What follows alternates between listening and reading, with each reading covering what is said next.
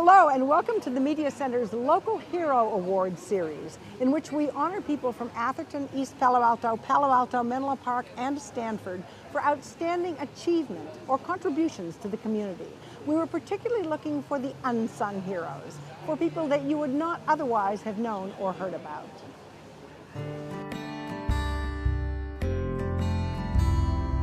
Three years ago, the city of Palo Alto had two problems.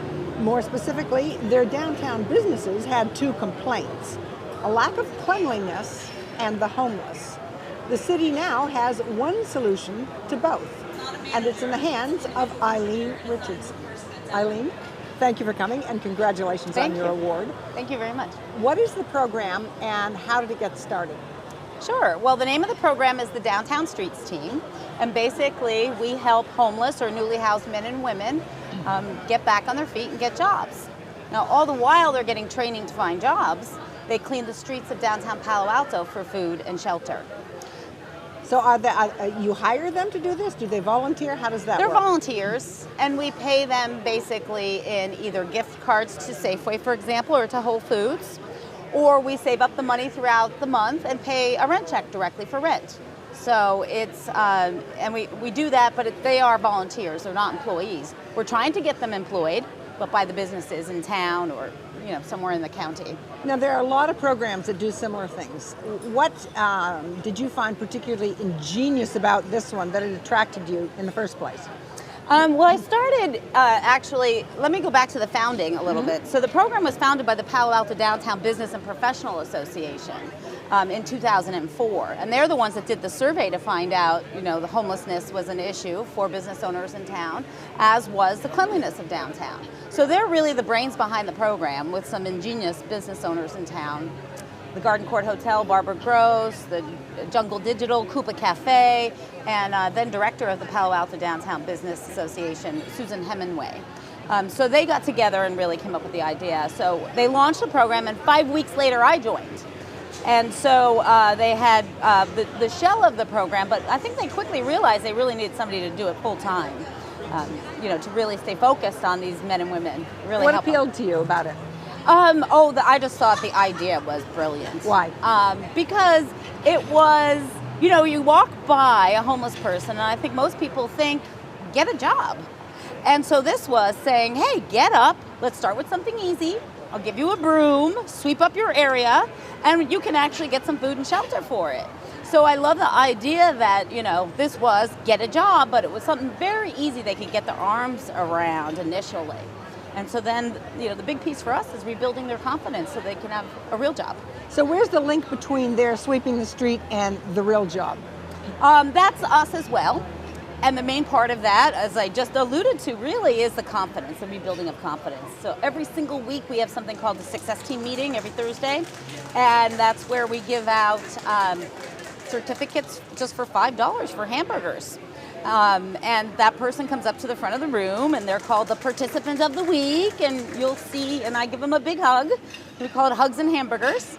And you'll see 55-year-old men all of a sudden turn, all red and just think, wow, I can do this. I really can get to work on time, get along with my colleagues. And before you know it, they have their resume done, and they're in a mock interview, and they're off getting jobs. Almost 40 people have jobs so far in the program. And you've been going how long? Just 2.5 years.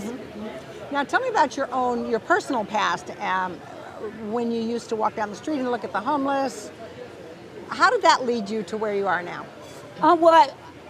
I grew up in New York, upstate a little bit. And so when I was a teenager, I would go to New York City. And, you sort of get left off in the Bowery there. And I would walk by homeless men and women. And if I think about it now, it's just always bothered me deeply in this country that, I never knew what it was like to go hungry. And yet, people are there hungry with just no hope. No way out. It's just such a terrible cycle. Every day you get up, you still don't have anywhere to live, you're still hunting for food, and it just, the next day the same thing. So. But you had never done anything like this before. Oh no, I come from the business world. Tell me about that. I was in venture capital for 10 years, from 89 to 99, before it was cool.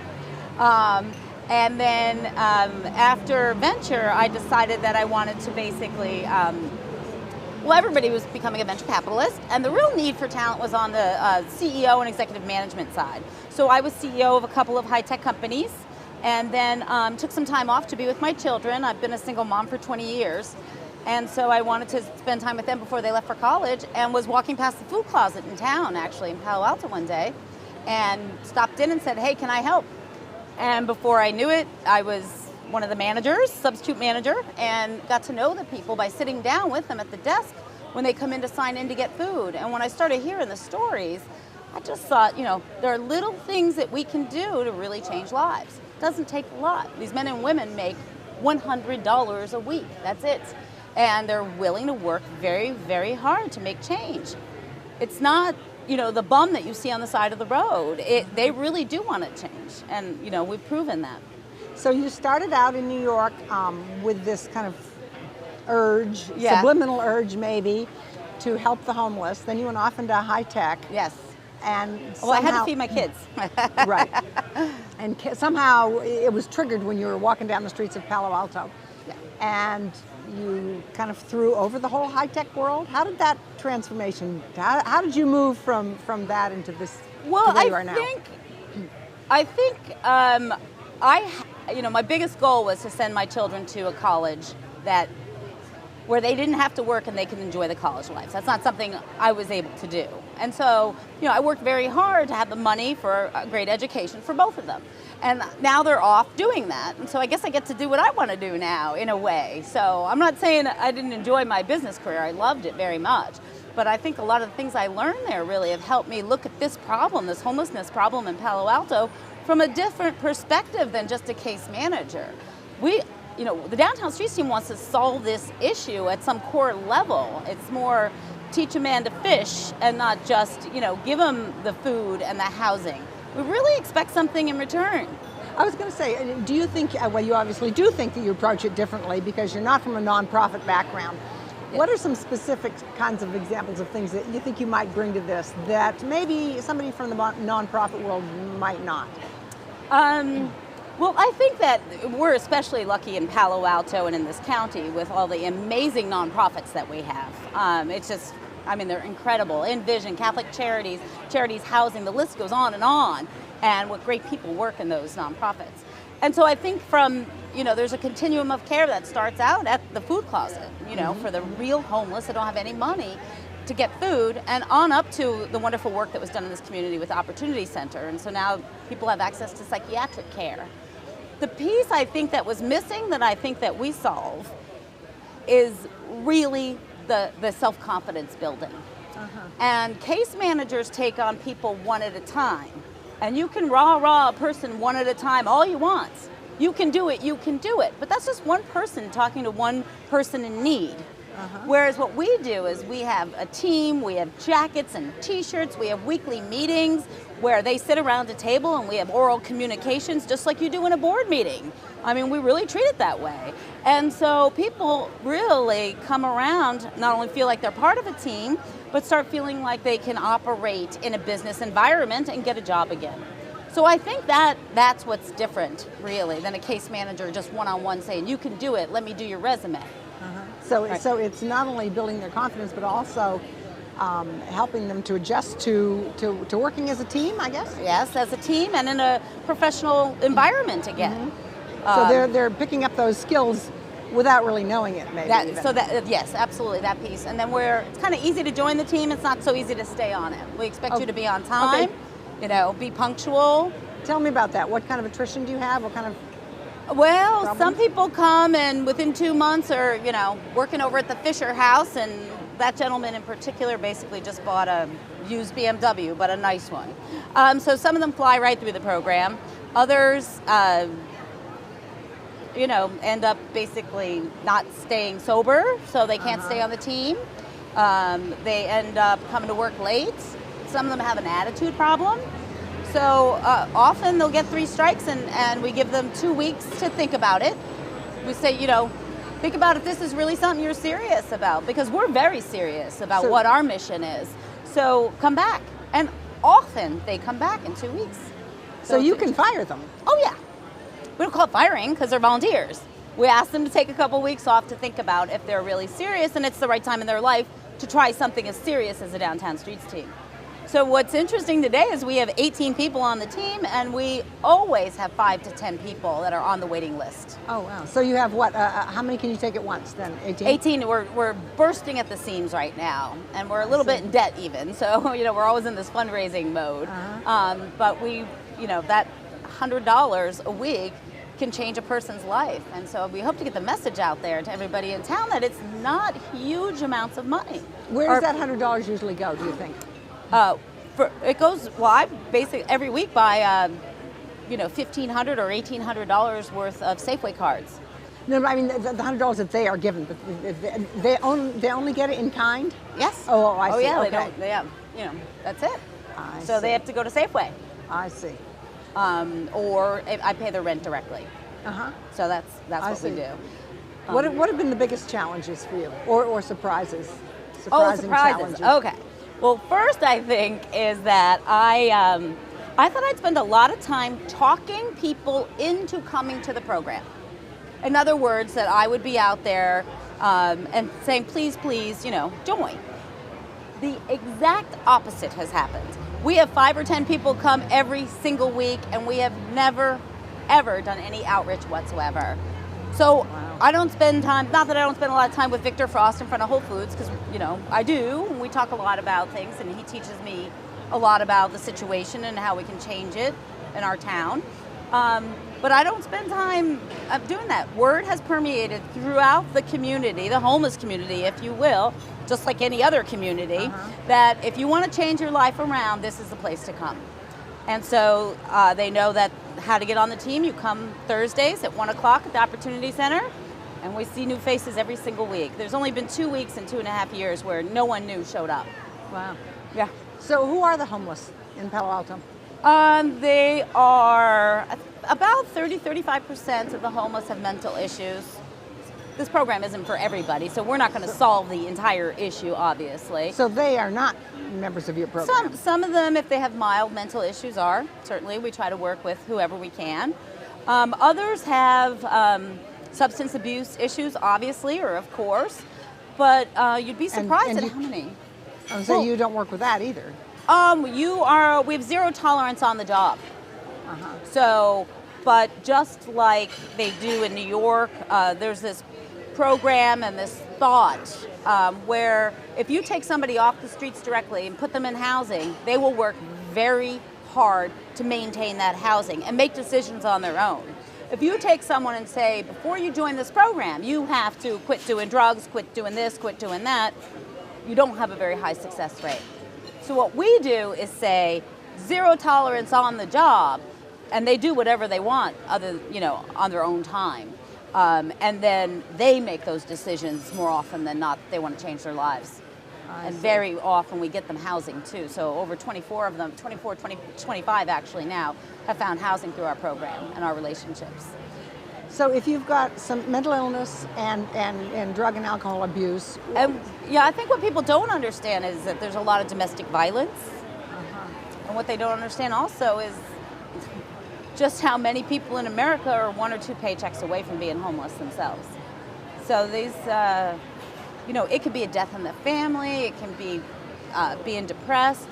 Often the homeless are from this area, fully almost 67%, 70% of them actually grew up in this county. So I find it offensive when I hear or read people online saying, well, Palo Alto's so expensive, why don't they move somewhere else when this is their home? You know, you can't really say homeless, like Norm Carroll, a homeless advocate, says, they're unhoused because this is their home. And I really do believe that. What are some of the biggest misconceptions? I mean, if that's what the homeless, those are who the homeless are and how they got there, what do you think the misconceptions are? Where's the picture not fit the illusion? Yeah. I think that the biggest misconception is probably that when people say get a job, bum, or think about that when they walk past a panhandler, I think the biggest misconception is that if they were to offer them a job, probably 9 out of 10 times they would take it. or if they were to pay just, $5,000, $6,000 a year is all it takes to have a downtown streets team member, fully employed because of this $100 voucher that they make a week. That's it. And so if you could take $5,000 or $6,000 a year and change somebody's life, why spend $63,000 a year on jails, hospitals, and all of those kinds of things? So that's the message I hope to get out there, that it's a fact that if people know that you're truthful with them and that you really will help them, like we've proven in our program, that's our reputation, that people will come out of the woodwork to get help, and to work hard to get help. So that's the misconception. Now, what about your own views? Have they changed over time? Now, because absolutely. I was afraid of homeless people. I mean, and it's an uncomfortable feeling to walk by as somebody that's panhandling. It used to really bother me. In fact, to be honest, when I first moved, or was thinking of even moving to California a decade ago, that was one of the things that really stuck out. Seeing a Jaguar drive by somebody homeless on the street, I thought, wow. I mean, in other communities, the difference, the dichotomy sort of isn't that grave as it is here in California. So you have so many really rich people and so many really people, that are down and out. Well, so for people walking by the panhandlers on the street, what do you suggest? Well, if they donate to our program or to some of the other great nonprofits that are in town, and we have relationships, we can give them information about how they could donate to some of those programs as well. But that doesn't help you when you're still walking right by the homeless person. No, you're right. I'm getting there. We will give you, and the Downtown Streets team will give you a pack of cards that you can keep in your wallet or your purse. And those cards will give you information about where the people can go for help. And they don't know that already, or do they know that? Oh, they know that.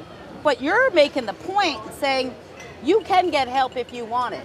Here's how you can go to the Downtown Streets team. Here's how you can get food. Food is abundant in Palo Alto. Nobody should be there looking for food, honestly. I see. Housing is different. Housing is different. Yeah. We're almost out of time, but I'd like to hear just one success story or two. Oh, okay. Well, I'd like to talk about a gentleman named Dave Shippen. He I think it was probably about 10 years ago, just really got fed up with society as a whole and felt like everybody was kind of out to get him and dropped out. Just said, you know what, rather than put up with all of this feeling like a hamster on a wheel all the time and just getting slapped down over and over again, I'm just going to go ahead and live outside. And he actually lived in a couple of mansions.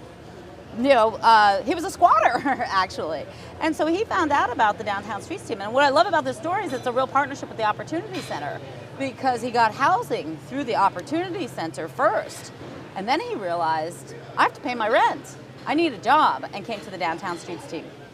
So Dave today has won more hamburgers a week than any other participant ever. He's at 9 so far, and we just promoted him to a member of our elite task force.